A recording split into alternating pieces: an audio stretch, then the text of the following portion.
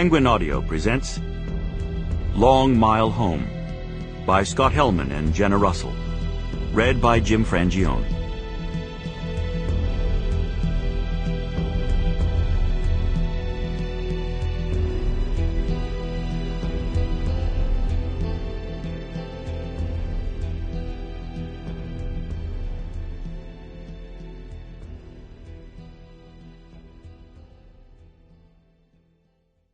Prologue. Laced up and pointed toward the sea. What you see first, after the starting guns crack, is a column of bobbing runners, thousands of them, surging downhill on a twisting two-lane road, a kinetic rainbow of tank tops, radiant t-shirts, race day costumes, visors, headbands, and hats. It is a thrilling sight every year, these opening moments of the Boston Marathon, in a part of Hopkinton, Massachusetts known as Cookie's Corner, named for a long-time townie who used to man the starting line. Here, the fast and the slow, the agile and the aging, the big names and the also-rans all begin their unison descent to Boston's Copley Square, 26.2 miles away in the heart of the city. Runners have assembled at this spot for decades, carrying their hopes, their mettle, and their anxieties under the bib numbers on their chests. Each has imagined that exultant moment at the finish, muscles aching, arms thrust skyward, a sweet sensation of relief and satisfaction.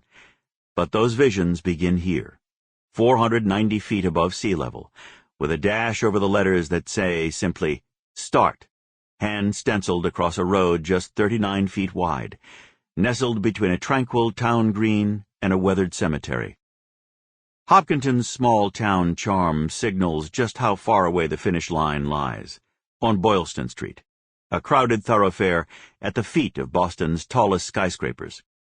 Indeed, it's easy to forget, at the start, the hard realities of running 26.2 miles, the difficult hours that always come. Adrenaline throbs beneath the skin.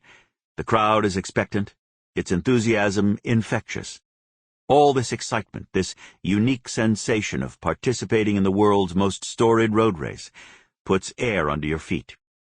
For the first few miles, you feel as though you're floating. The Boston Marathon, for many runners, is the crown jewel of road races. Difficult to qualify for, but a joy to run once you're in. It is not, however, just the province of elites.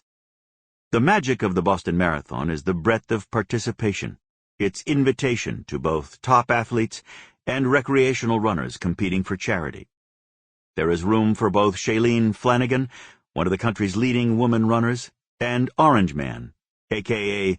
Elaine Ferry, a Boston web entrepreneur who sometimes runs in his gleaming, full-body spandex suit, stopping along the way to take pictures with friends, dance, and high-five spectators, downing beers as he goes.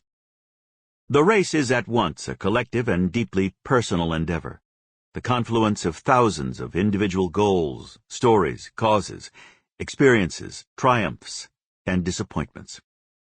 At heart, the Boston Marathon honors something very simple.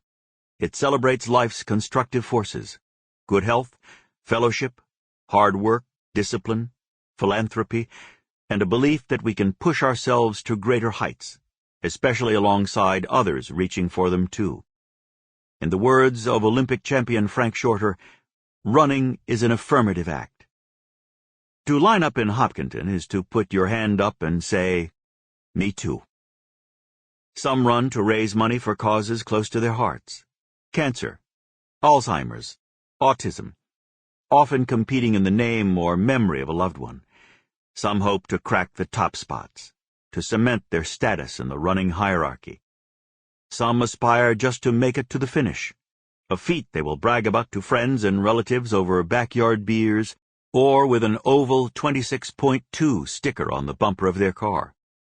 Most approach the start knowing that out there, along the snaking course, are spouses, children, parents, neighbors, cousins, siblings, co-workers. They know much of Greater Boston will be out there, too, with Sample complete. Ready to continue?